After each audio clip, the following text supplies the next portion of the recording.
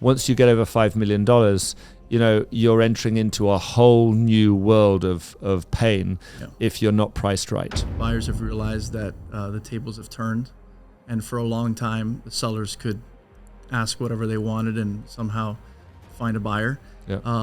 In this case, inventory started to pile up over the last year. Why is that product sitting on the market and not transacting? What are they doing wrong? Price. That phenomena still exists. In 2025, first half, you still believe that phenomena exists where we've got sellers who are just not that motivated.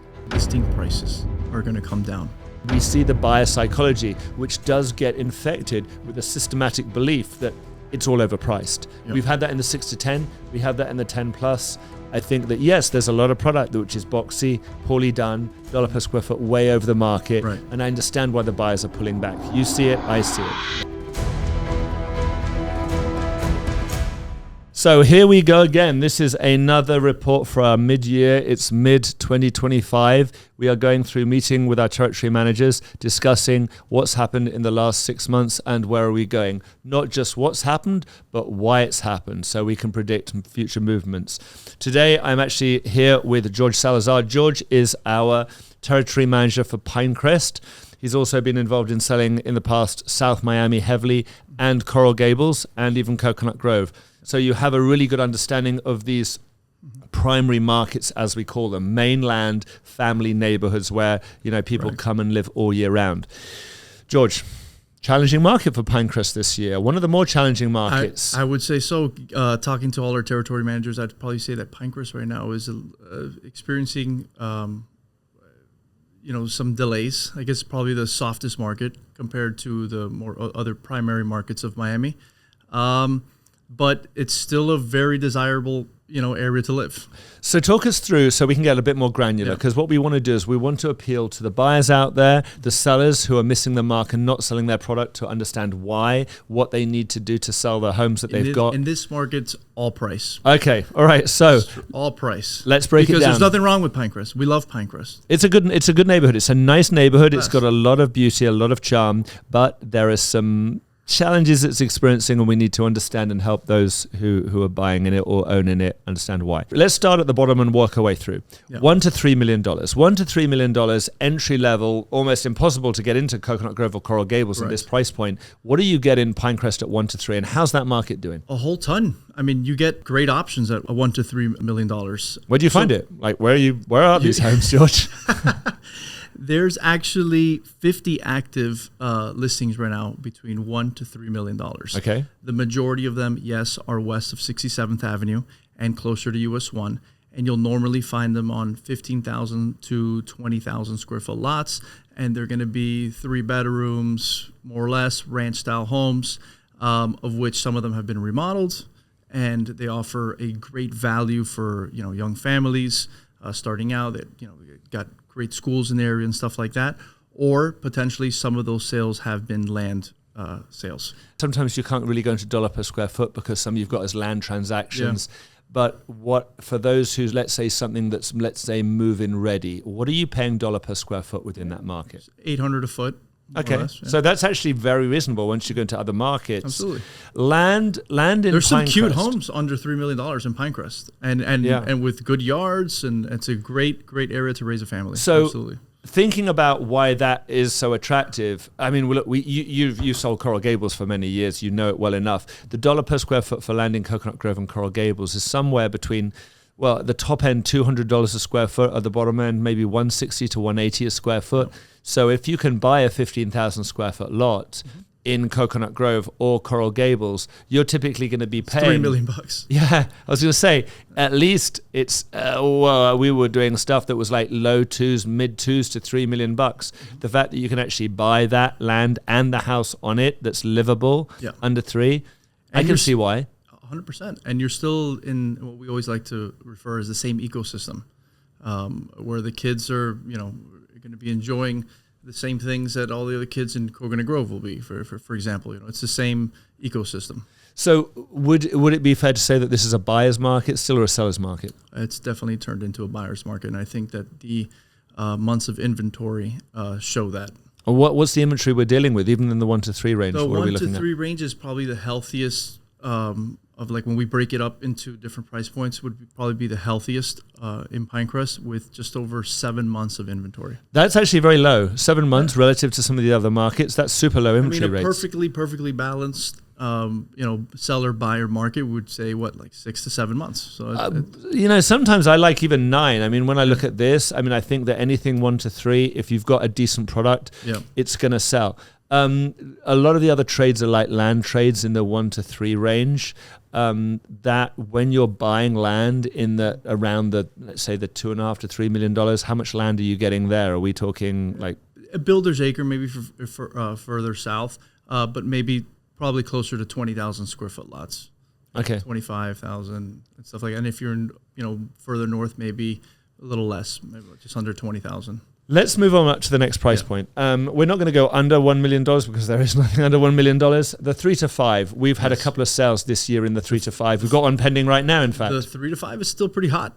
I mean, the months of inventory go up a little bit, but still a super, super competitive market. Why? Because in many of these other primary markets like Coconut Grove and Coral Gables that we sell, you really can't get much as far as new construction. If you're looking for a nice big house, maybe you got 2-3 kids and you want a yard and stuff like that, there's really not much in those other markets. But then in Pinecrest, all of a sudden you have a great list of homes to choose from at that price point. We had the house on 132nd that we sold, which now is closing very shortly, and that's a great home. It's not a brand new house, but it's a really well done home on a nice location, nice street.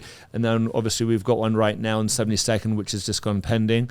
That's another house that's really nicely done in a really, really great location. That was a great yard too. Wonderful big yard, backspace, beautiful backyard. We have buyers who come in and then they're like, well, I want something new. Moving on to that, given that this 3 to 5 is still a healthy market, above that, this is where the wheels fall off. Let's go into the 6 to 10 market. What are you buying in the 6 to 10 market? Is this where we start to see the new construction product? You really don't see any new construction in Pinecrest under $6 million. I mean, there's maybe 1 or 2, but for the most part, new construction in Pinecrest is starting around the $6 million range. Okay. Which, being a local, being from Miami, like just saying that is kind of crazy. Yeah. It's wild to see that now that is like the starting point for a new home. But they're big homes because they're big lots, and when you go to develop a big lot, you got to build a good sized house on it. So you start getting big. You start getting big homes at that point. Yeah. So big homes on bigger lots. You got newer homes in that 6 to 10 range. Yeah. Where's the problem? What has happened? What is the psychology? And you're dealing with the buyers right now. Yeah. You're talking to them every single day. We have a huge number of clients that we engage with talking about the Pinecrest market. What's the feeling on the street? People waiting a little bit. I think buyers have realized that the tables have turned. And for a long time, the sellers could ask whatever they wanted and somehow find a buyer. Yeah. In this case, inventory started to pile up over the last year in the $6 to $10 million range in Pinecrest. We have close to 3 years of inventory. Yes, I said that. 3 years. That's 36 months of inventory. We're way off what you would consider a balanced market right now at that price point. Yeah. And I like that we break it up into this price points because we always say that real estate's like boxing. Yeah. You can't compare Pacquiao with Mike Tyson. It's just, fight in your own weight class because you might be competitive at a certain price point. Exactly. That's an interesting point. We say to a lot of clients, don't step above a certain price point. Right. Once you have a home and you step over $5 million, if your home isn't new and isn't nice, once you get over $5 million, you're entering into a whole new world of pain if you're not priced right. Correct. And a lot of really good, good product. There's been a lot of building in Pinecrest in the last couple of years where you've really started to see a lot of new construction and a lot of developers rush to this market. And now you're starting to see, just that inventory pile up. So with that inventory piling up, where have the developers gone wrong? What is the conversation that we should be saying? And those guys who watch this know who are building, or who are in the process of building, why is that product sitting on the market and not transacting? What are they doing wrong? The price. I mean, Yes, there's a buyer for everything, I always say, but I would say that the majority of the homes right now in the market are a bit overpriced. A lot, you see a lot of spec builds. Some of these builders, have been able to get away with some of these things in the past. Yes. But right now, the buyers that we're seeing that are coming from New York, California, they are very picky buyers, and they have a very, very sophisticated palate. And when they go into some of these homes, it's not quite what they expect or what it felt like in the pictures they get there in real life. Yeah. And then there's a lot of it. So then it's almost kind of like the paralysis by analysis, where you just see so many, We've had these conversations. Yeah. We've had these conversations. We've been there together. We've had them. That's a great home. We love it. We're going to keep looking because there's so much to look. Yeah. So it's kind of like, it's okay. I like it, but I don't love it. There's some things I don't like about it. Correct. But if I just wait another few days, there's going to be another listing that's going to pop into the market, and then I'm just going to have more optionality. Exactly. So the buyer mentality is also feeding into that inventory problem because, yeah, exactly. Market psychology is a strong thing. And the thing about the Pinecrest market that I notice is that a lot of these families know each other. They're all floating through the same school system. Yeah. Gulliver, Palmer, Ransom, Carrollton, St. Thomas, St. Stephen's, you name it, they're all floating through their schools. And they're having the same dialogue with each other parents and saying, yeah, I've seen that, don't want that, that's okay. And they're waiting and seeing. I noticed as well, and I agree with you, the quality of construction is not up to par. We've had this dialogue about product that's being promoted and priced at a custom level, right, at a spec level build. Correct. So the spec level build, custom build, we know is what do you pay to build a custom home at? Yeah, a custom home to build it. Yeah, a really, really high level custom build. You're looking at 800, 900, 1,000 a foot even. Yeah. In these primary markets. And that's astronomical compared to the history of it, but that's actually what it cost in today's market right now. And that can make a challenge for the guys who are doing custom homes. And then obviously the buyers are coming in and they're almost offering them numbers based off spec. I've had this conversation with other buyers before, and I've tried to say to them, there's a challenge here with this because now you want to offer me on my custom home something that's valued at a spec. Most of the stuff that we see out there is spec. I think there's very, very, very few. If you were to percentage it, how many spec homes to how many custom homes are you typically seeing in Pinecrest? I'd say maybe 1 out of every 20 is a very, very high level custom home. Which, that's about right. And you've actually give us some stories and experiences because you are dealing with this on the ground, and we don't want this to be a report that's just based off a bunch of analysts throwing numbers that don't actually mean anything. Real on the ground experience, you have it. So we have a beautiful custom home listed at 6575 Southwest 96th Street, and it is one of the most spectacular homes I've ever seen, and perhaps that on the top of a very short list for like best homes in Pinecrest for sure. That house right now we're listed at $11.9 million, but a house like that in a for example Snapper Creek or Hammock Lakes or in Coconut Grove, you're talking $20+ million, so almost twice the price for a equal product. Equal build quality. Because we do have some decent custom stuff once you get into Coconut Grove and Coral Gables. It's usually sitting in the gated communities because the big... And even not gated. For example, our company has 4040 Kiora, I think it's with Lourdes. And that's a $20+ million home, which actually, if you look at the numbers, kind of match up pretty well to our listing on 96th Street. Obviously, it's a completely different market, and we're not really like competing. It's just comparing on what you could potentially get in Pinecrest for the money.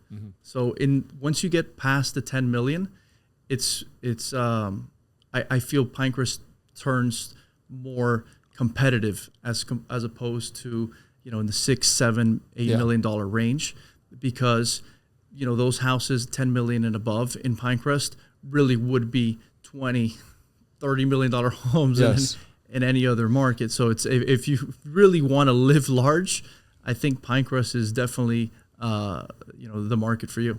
And you analyze Pinecrest across 4 quadrants. This is one of the interesting things. Yeah. And again, if you want to watch our video with me and George in his moat, driving around Pinecrest as we look at the 4 quadrants, it is an interesting conversation because you're right. Who are the buyers? If you're a seller and you're trying to understand the buyer profile out there, one of the things that we've learned in the process is that those buyers typically in the last 6 months, when they come into town and they're looking to relocate, will, given the budget, if it's 6 to 10 or 10 and above, their first choice, if they can find it, may be Coconut Grove, Ponce Davis, and Coral Gables. Absolutely. Right? That if they can get the house that they want, they will go there before they go into Pinecrest. Once they need a bigger home, and they obviously can't get that in those neighborhoods, then they'll draw into Pinecrest. Absolutely. Or schools.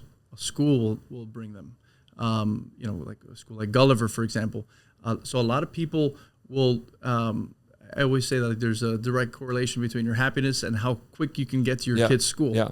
So that may be why somewhere like Gables by the Sea, which is a Pinecrest neighborhood, is classified as a Coral Gables neighborhood. But let's be clear here, it's right there on the latitude of Pinecrest, right next to Gulliver School. Yeah. That used to be a very, very affordable neighborhood, and now the waterfront homes in that market, we see stuff well exceeding $10 million. Yeah. Where did that come from? Yeah. This market down in there, there is a shift of buyers who will be closer to Gulliver because it has become such an incredible school. It is one of those schools that... And you have Palmer and Westminster and all these other schools. So, I mean, if you got a big family, kids, and you want to be close, and depending on where your kids get into school or where you plan on sending your kids, I mean, Pinecrest might be your first option. Yep. But I agree, and I know what you mean that, if they're still very green in their process and still haven't, they don't know for sure where their kids are going to school, or we deal with a lot of relocations and people coming into town for the first time and getting familiar with the lay of the land. Maybe they'll look originally, at first they'll look at Coconut Grove and they hear of Coral Gables and stuff like that. But then once they look into the whole schools and figure out where their kids are going to school, they end up in Pinecrest, which I always bring it up at the beginning, but it might not be their first thought because it's not the one of those markets that people instantly tell you, oh, you've got to go to Pinecrest, which I think is changing though. And it's not the Pinecrest market, but it tips over onto the other side. There's been a kind of a development and growth area into kind of around that South Miami, Glenvar Heights, slightly west of US 1. That seems to have gained some traction. The West Ponce Davis. Yeah, is that it? That's the new name of it? Okay, I'll play ball with that one. Okay, New West Ponce Davis. That whole market's an interesting one. Just like Northeast Pinecrest is Ponce Davis's cousin. Yeah, exactly. So if you look on the map, and I think that's important to know, that Northeast Quadrant example around where you've got West Suburban Drive and those streets around there, 91st, 92nd, 94th, that's really prime. That's the most prime area and the most highest dollar per square foot. One final point before we give the final takeaways. The rental market seems to be a lot more, I guess, as people are still looking, appetite for rentals. Yeah, absolutely. I think that buyers will think that more time goes by, that it's getting better for them. Now, depending on who you talk to, that can shift. You know? But it's renting is actually a great option at this point, given rates and not being able to, make a decision, or maybe the schools or something like that. So, I mean, I think that the rental market is still very strong. But is there enough rental homes? This is one of the big questions that we have, because we have this issue. There's not a lot for rent. And it's pricey. So if you want a nice rental home, for a reasonable number, don't hold your breath. No, absolutely. We get that all the time. I'm like, I'd like a really nice house for 25 grand or 20 grand. And I'm... Well, the landlord special. Yes, it's going to be a rental product. It's not going to feel like home. Yeah. You mentioned rates. Rates, I think we want to touch on, because this year everyone says, what's the impact of rates on the market? 8%. It's not just the rates on the market. They're getting better. What do you think? What do you predict is going to happen when if rates were to drop a point, one whole point? So there's two schools of thought. What do you think is going to happen? There's two schools of thought. One school will say, Okay, well, as soon as that rates drop, the market's going to rip, right? And you think because people are going to jump in. But I also think at the same time, a lot of people aren't moving right now because they are locked in at a rate, let's say, at under 3%. Yep. The moment you start getting closer to that number, and it's... Well, we'll never get close, no, but closer. Not close, but I'm saying, or maybe they're at 4%. Who knows? Yeah. But what I'm saying is that once that number comes down a little bit, maybe some of these sellers will be willing to trade and get into another mortgage. Mm-hmm. So that also could potentially create more inventory. Yes. Because you're going to get more sellers, because more people willing to move. Because a lot of, we've dealt with in 21, 22, 20, nobody wants to move because they have cheap money. They're sitting at their house. They're very comfortable. That phenomena still exists. In 2025, first half, you still believe that phenomena exists, where we've got sellers who are just not that motivated. Yeah. When's the last time you and me actually really paid attention to the rental market? I don't give a shit about the rental market unless I need to fucking live. Can we beat that? We can beat that through. I mean, it's funny because the rental market situation is one where we are having conversations with buyers who are looking around. Mm-hmm. Our biggest conversation right now is talking to the builders, talking to people who are building these homes, and getting them to understand. And I'm trying to have this conversation with a Coral Gables builder right now. The dollar per square foot, the record dollar per square foot right now in the Coral Gables market is just floating under around, what, $1,400 a square foot? $1,400, with a few around $1,300. Yeah. So around $1,300 to $1,400 is the top of the market right now. Super top. But we've got a very high number of homes that are currently listed well over that number. Well over, I think, half of the product that's over $10 million right now. Oh, that's a crazy stat. That's crazy statistics. Give us some of these crazy stats because this is interesting. 10 million and above in Pinecrest. There's 19 active, right? Which is pretty. I mean, that's a lot. That's a lot of product. That's a lot of product. Relative. Over 10 million for Pinecrest. I mean, a couple of years ago, you didn't see any house over $10 million in Pinecrest. So I mean, that is nice to see that it's moving. There's a high ceiling, potentially a high ceiling. The highest listing right now is 24 million. So that range is $10 to $24 million. But how much of that is over the record dollar per square foot? So all of those are asking for over $1,000 a foot. Half of those active listings are asking more than $1,300 a foot. So it might be fair to conclude from that there is over half of the inventory in the $10 million plus market is right now overpriced. Yeah, absolutely. That can be a good, interesting takeaway for those who are on the upper end of the market. Yeah.